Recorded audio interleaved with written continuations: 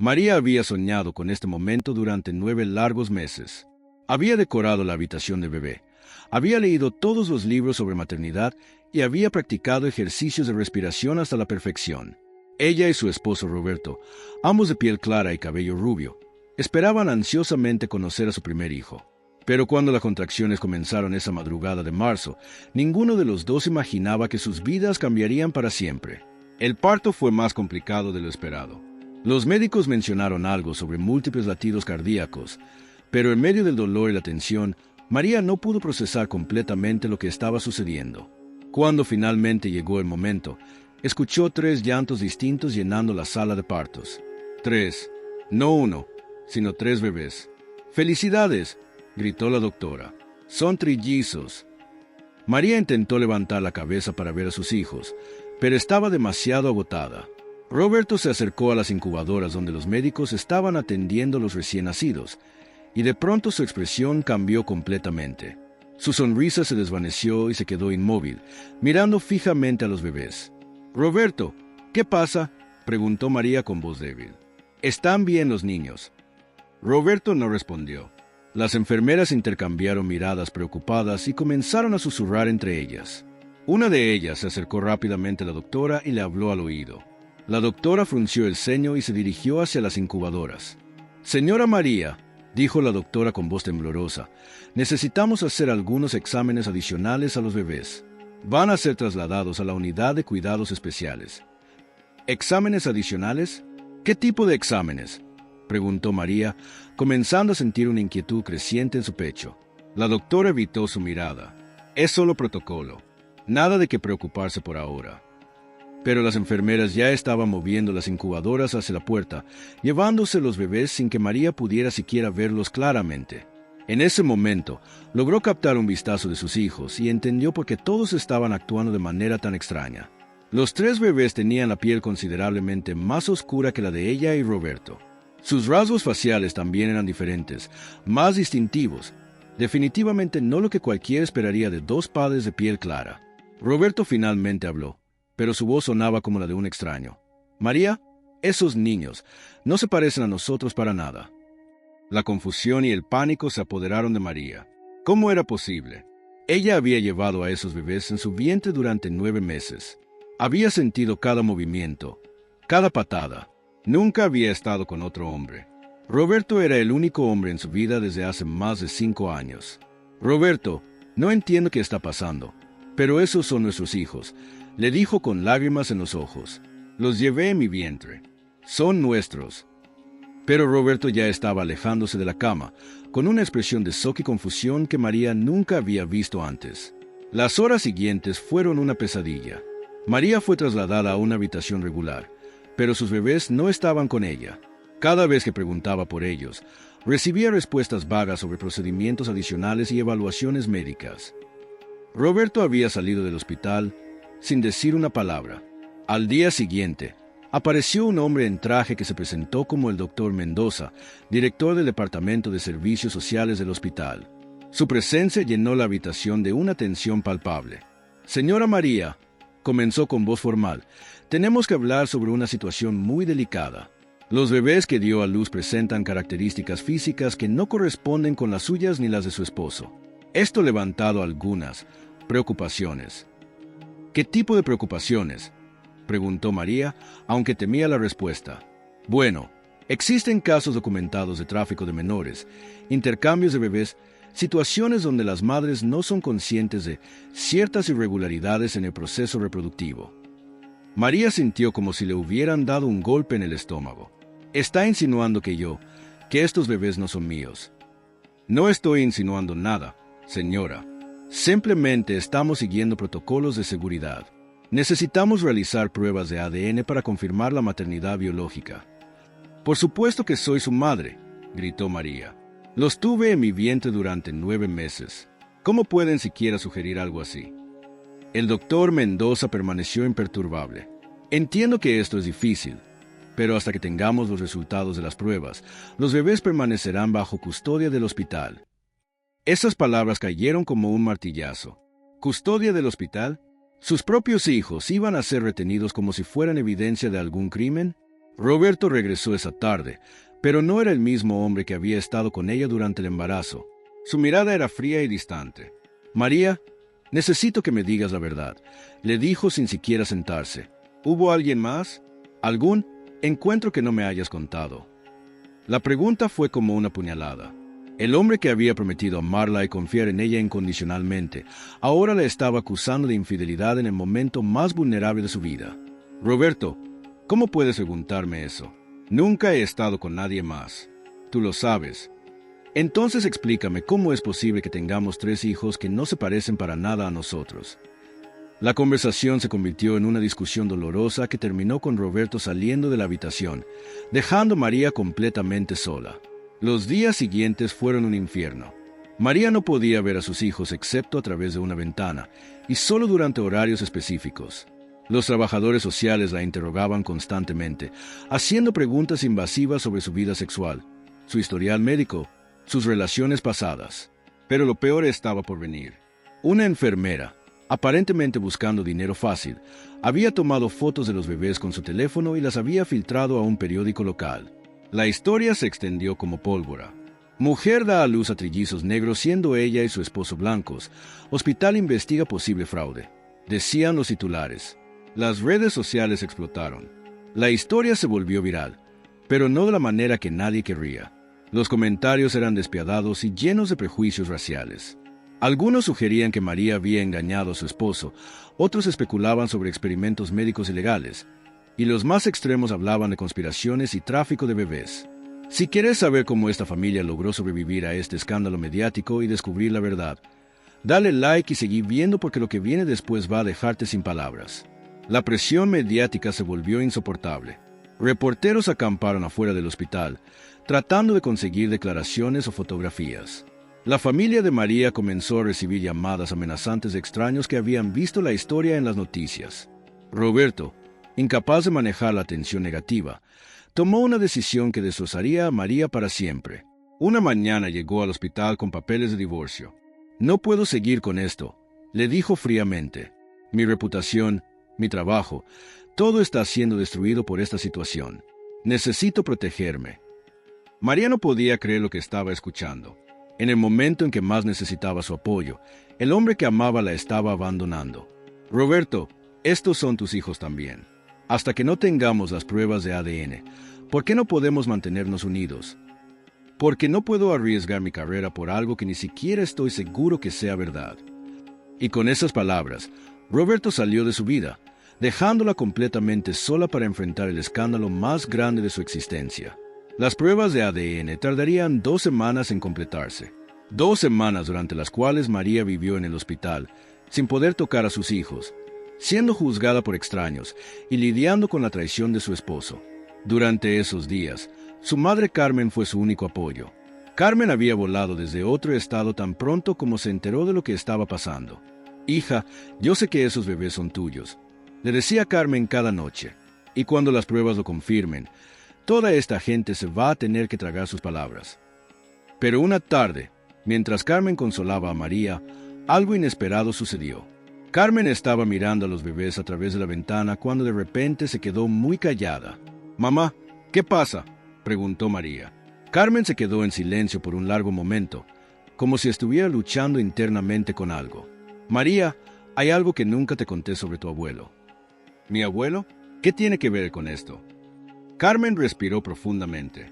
Tu abuelo paterno no era el hombre que tú conocías como tu abuelo. María sintió como si el mundo se detuviera. ¿Qué quieres decir? Tu verdadero abuelo era un hombre de origen africano. Tu abuela tuvo una relación con él antes de casarse con el hombre que conociste como tu abuelo. Debido a los prejuicios de la época, la familia decidió mantenerlo en secreto. Tu padre nunca supo la verdad. La revelación cayó sobre María como una avalancha. De repente, todo tenía sentido. Los rasgos de sus bebés, la piel más oscura, las características que no coincidían con las suyas ni las de Roberto. ¿Por qué nunca me dijiste esto?, preguntó María con lágrimas en los ojos. Porque pensé que el pasado debía quedarse en el pasado.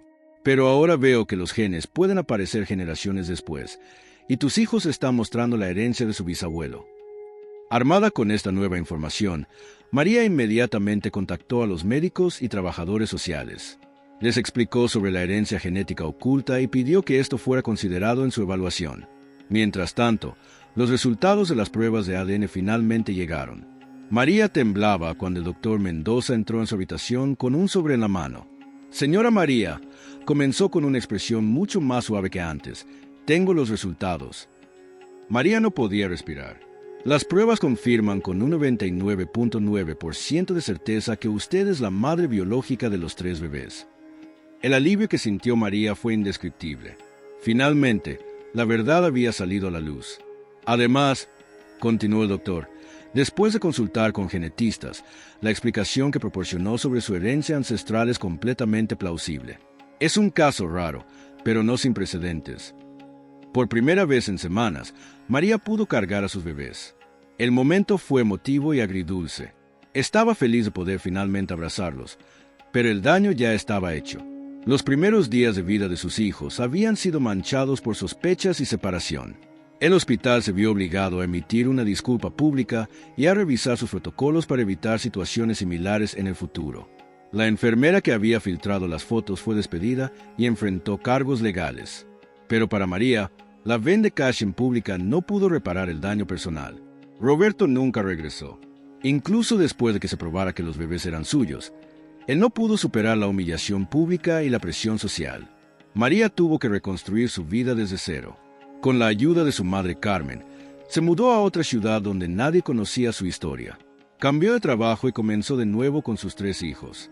Los bebés, a quienes María nombró Gabriel, Santiago y Elena, crecieron sanos y hermosos. Conforme fueron creciendo, María les contó la verdad sobre su nacimiento y sobre su bisabuelo, enseñándoles a estar orgullosos de su herencia diversa. Años después, María se convirtió en una defensora de los derechos de las familias y trabajó con organizaciones que luchaban contra la discriminación racial en el sistema de salud. Su experiencia, aunque dolorosa, la convirtió en una voz poderosa para otras familias que enfrentaban situaciones similares. Roberto intentó regresar una vez, cuando los niños tenían 3 años. Había visto fotos de ellos en las redes sociales de Carmen y se dio cuenta de lo que había perdido. Pero María ya había sanado de esa traición y había aprendido que su familia estaba completa sin él. «Los niños merecen un padre que los haya querido desde el primer día», le dijo María cuando él apareció en su puerta. «No alguien que los abandonó cuando más lo necesitaban». Hoy, Gabriel, Santiago y Elena son adolescentes exitosos que entienden perfectamente su historia. Han aprendido que la diversidad es algo que debe celebrarse, no temerse, y que el amor verdadero no se mide por el color de la piel, sino por el compromiso y la lealtad. María nunca olvidó las palabras crueles de los extraños en las redes sociales, ni la traición de Roberto, ni la humillación del hospital. Pero tampoco olvidó la fuerza que encontró en sí misma para proteger a sus hijos y construir una nueva vida. Su historia nos enseña que los prejuicios pueden destrozar vidas inocentes, que la herencia genética puede sorprendernos de maneras inesperadas, y que el amor de una madre puede superar cualquier obstáculo, incluso cuando todo el mundo está en su contra. Si esta historia te hizo reflexionar sobre los prejuicios que aún existen en nuestra sociedad, compartila con alguien más y suscríbete al canal para más historias reales que necesitan ser contadas. En marzo de 2019, en una prisión estatal de Texas, las cámaras de seguridad captaron algo extraordinario. Un niño de 4 años llegó con su abuela para visitar a su padre, condenado a muerte desde hacía 8 años. Nadie imaginaba que aquella conversación cambiaría la vida de todos los presentes. 6 meses antes, Marcus Williams había perdido toda esperanza. Sin más apelaciones y con la ejecución cerca, pensaba quitarse la vida. Entonces recibió una carta de su madre. Su hijo Michael, a quien apenas conocía, quería verlo. Durante semanas, el niño insistió en conocer a su papá hasta que su abuela tomó la decisión de llevarlo al corredor de la muerte. El día de la primera visita, Marcus estaba nervioso como nunca antes en su vida. Había enfrentado juicios, había vivido con la amenaza constante de la ejecución, pero nada lo había preparado para conocer a su hijo. Cuando vio a ese pequeño niño de cabello rizado y ojos grandes caminar hacia la sala de visitas de la mano de su abuela, sintió que su corazón se iba a detener. El pequeño Michael se sentó frente al grueso vidrio que lo separaba de su papá. Tomó el teléfono con sus manitas y comenzó a hablar. Pero no era una conversación típica entre padre e hijo. El niño empezó a describir con una claridad sorprendente cosas que según él estaba viendo alrededor de su padre. Hablaba de una luz brillante, de personas vestidas de blanco que estaban paradas junto a él, y de una sensación de paz que podía sentir incluso a través del vidrio. «Papá, hay una señora muy bonita parada atrás tuyo», le dijo Michael con una sonrisa inocente que partió el corazón de Marcus. «Tiene un vestido azul y dice que no tengas miedo. También hay un señor que brilla mucho y está sonriendo. Dice que te conoce desde que eras chiquito como yo». Su padre, Marcus, un hombre de 35 años que había perdido toda esperanza, escuchaba con lágrimas corriendo por sus mejillas mientras su hijo le decía que no tuviera miedo, que había alguien especial cuidándolo. El niño describía detalles que era imposible que conociera sobre la vida espiritual de su padre, sobre oraciones que Marcus había estado haciendo en silencio durante meses. «La señora dice que escuchó cuando le pediste perdón anoche», continuó Michael, su vocecita clara y sin vacilación. «Dice que ya te perdonó hace mucho tiempo, pero que ahora tenés que perdonarte vos también». Marcus se quedó helado. La noche anterior, efectivamente, había pasado horas de rodillas en su celda, pidiendo perdón por primera vez en años. Había sido un momento privado, íntimo, que nadie más conocía. Los guardias, que normalmente mantenían una actitud profesional y distante, se encontraron acercándose para escuchar mejor. El guardia Johnson, un veterano de 20 años en el sistema, se acercó disimuladamente. Había visto a Marcus durante años y nunca había presenciado nada igual. Algunos de ellos, hombres curtidos por años en el sistema penitenciario, sintieron un nudo en la garganta al presenciar la pureza de aquel momento. La abuela del niño, Sarah, con las manos temblorosas, grabó parte de la conversación en su teléfono, sin saber que ese video se volvería viral semanas después, cuando decidió compartirlo en redes sociales. Durante los siguientes 20 minutos de visita, Michael continuó relatando lo que veía. Habló de un jardín hermoso donde su papá podría caminar algún día, de música que sonaba suavemente en el aire como canciones de cuna, y de una mujer muy bondadosa que le había dicho que le diera un mensaje a su papá, que el perdón era posible, incluso para él. «Papá», dijo Michael, presionando su manita contra el vidrio como si pudiera tocarlo, «la señora me dijo que cuando eras chiquito como yo, soñabas con ser bombero. Dice que tu corazón todavía quiere ayudar a la gente, y que eso es muy importante». Marcus se quebró completamente. Efectivamente, cuando tenía la edad de su hijo, soñaba con ser bombero. Era un recuerdo que había enterrado bajo años de culpa y autodesprecio. Nadie en su vida adulta conocía ese detalle, ni siquiera su madre había recordado contárselo a Michael. Pero Michael no había terminado. También dice que cuando tenías 8 años, tu perrito se llamaba Max y que lo querías mucho. Dice que Max está con ella ahora y que está muy feliz. Marcus no podía respirar. Max había sido su perro cuando era niño, un Golden Retriever que había muerto cuando tenía 10 años. Nunca había hablado de Max con nadie en décadas. «¿Cómo sabes todo eso?», le preguntó Marcus con la voz quebrada. Michael se encogió de hombros con esa naturalidad de los niños pequeños. «La señora bonita me lo dice al oído. También me dijo otras cosas sobre vos, pero dice que esas son para después». Esa noche, Marcus no pudo dormir. Por primera vez en 8 años, no era el miedo a la muerte lo que lo mantenía despierto, sino algo completamente diferente: esperanza. Una esperanza frágil, pero real. Marcus había cometido un crimen terrible cuando era joven, bajo la influencia de las drogas que habían destruido su juicio y su alma. A los 23 años, durante un robo que salió mal, había disparado y matado a un cajero de una tienda de conveniencia. Un hombre inocente que solo estaba trabajando para mantener a su familia. Durante años en prisión, había luchado con la culpa y la desesperanza que lo consumían día y noche. Había intentado encontrar paz a través de la lectura religiosa y la oración, pero siempre sentía que su pecado era demasiado grande para ser perdonado, que había cruzado una línea de la cual no se podía regresar. Sin embargo, las palabras de su hijo ese día tocaron algo profundo en su alma que había estado dormido por años. El niño le dijo que la señora bondadosa le había mostrado que todos podían cambiar, que el amor era más fuerte que cualquier error de pasado, sin importar qué tan terrible fuera.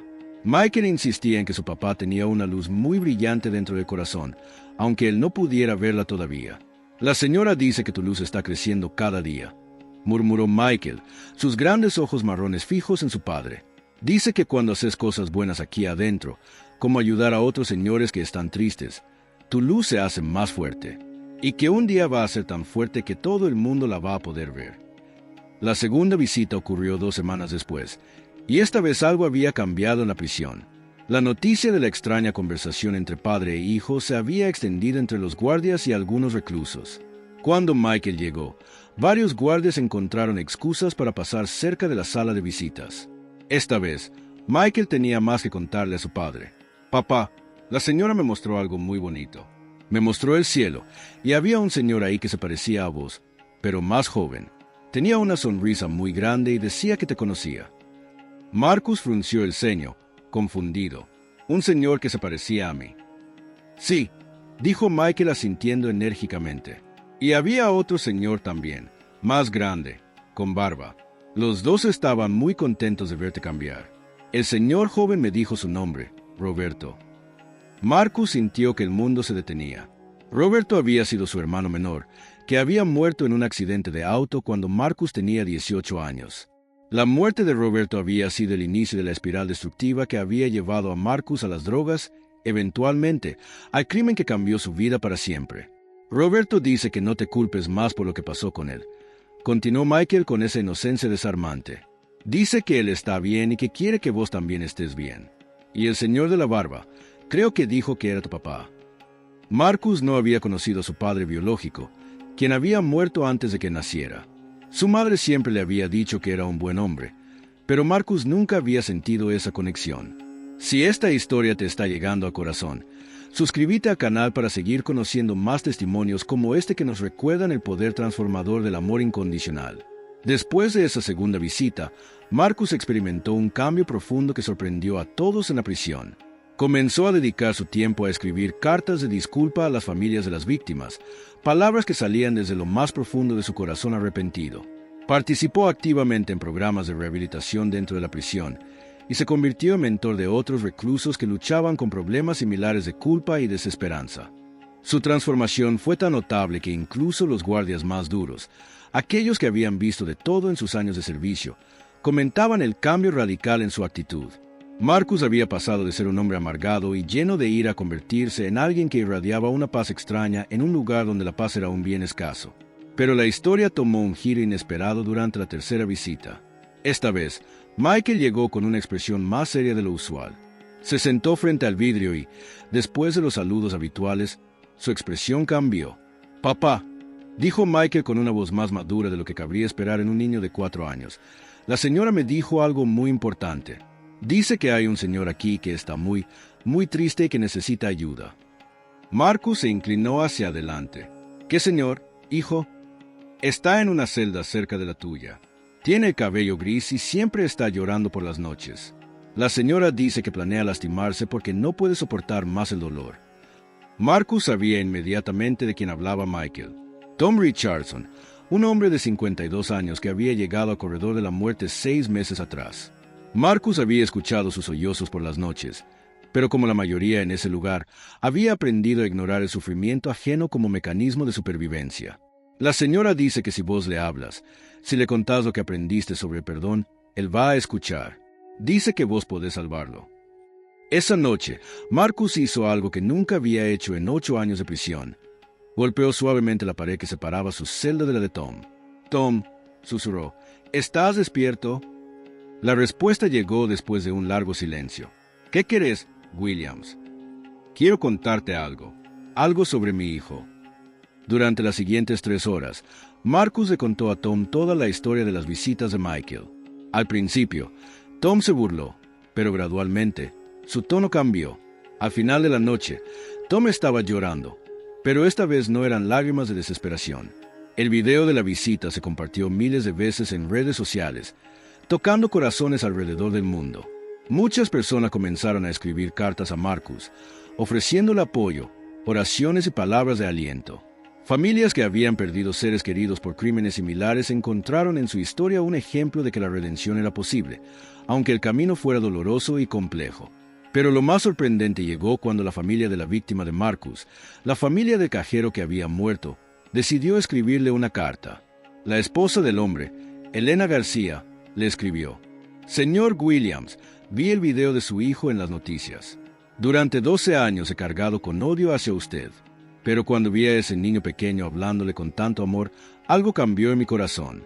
No significa que olvide lo que pasó, pero quiero que sepa que ya no lo odio.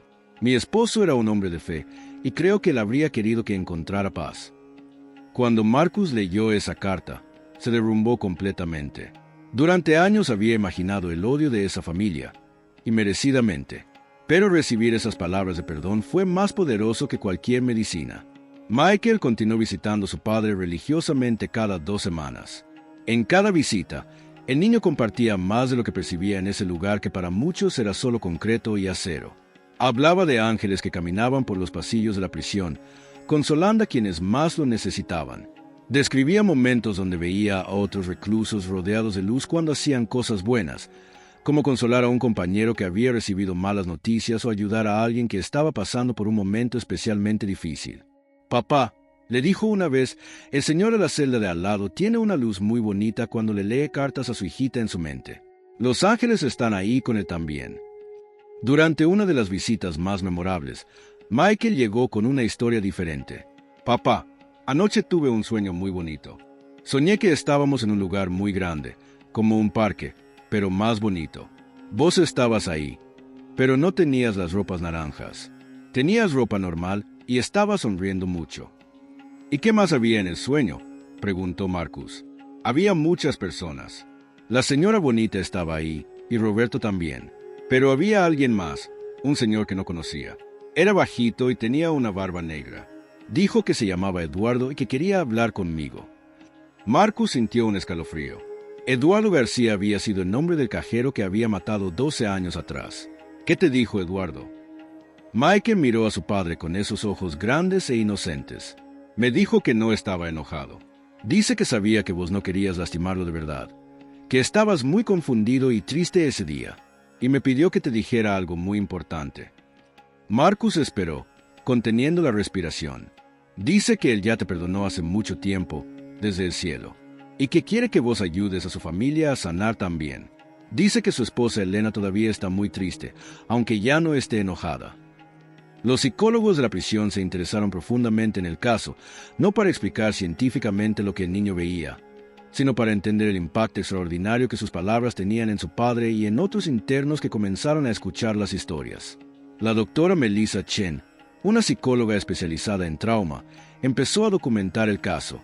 «En mis 20 años de experiencia», escribió en su informe, «nunca había visto una transformación tan profunda y genuina. No solo en Marcus, sino en toda la sección del corredor de la muerte. Las visitas de este niño han iniciado una cadena de cambios positivos que se extienden más allá de lo que hemos visto en décadas de trabajo». Otros padres reclusos comenzaron a pedir que sus hijos los visitaran más seguido, inspirados por la relación especial entre Marcus y Michael. Se creó un programa especial de visitas familiares que se enfocaba en sanar las relaciones rotas entre padres e hijos, usando la historia de Marcus como ejemplo viviente de que nunca es demasiado tarde para reconstruir vínculos de amor verdadero. Tom Richardson, el hombre que Michael había identificado como alguien en peligro, se convirtió en el segundo gran testimonio de poder transformador de estas visitas. Después de sus conversaciones nocturnas con Marcus, Tom también empezó a cambiar. Comenzó a participar en programas educativos y se convirtió en un defensor de la salud mental en la prisión. «Michael salvó mi vida», le dijo Tom a Marcus una noche. «No sé cómo ese niño sabía lo que estaba planeando, pero me salvó». La historia llegó a oídos de organizaciones religiosas y grupos de derechos humanos que trabajaban con personas en el corredor de la muerte. Muchos comenzaron a reflexionar sobre temas profundos relacionados con la justicia, el perdón y la posibilidad de redención incluso en las circunstancias más extremas y aparentemente desesperanzadoras. El caso también atrajo la atención de los medios nacionales. Una reportera de investigación, Linda Morrison, decidió hacer un documental sobre la historia. Cuando entrevistó a los guardias, se sorprendió por sus testimonios. «Trabajo aquí desde hace 18 años», dijo el guardia Johnson. «He visto de todo, pero lo que está pasando en esta sección desde que ese niño empezó a venir es algo que no puedo explicar. La violencia ha disminuido, los presos se ayudan entre ellos más, y hay una atmósfera diferente, más pacífica».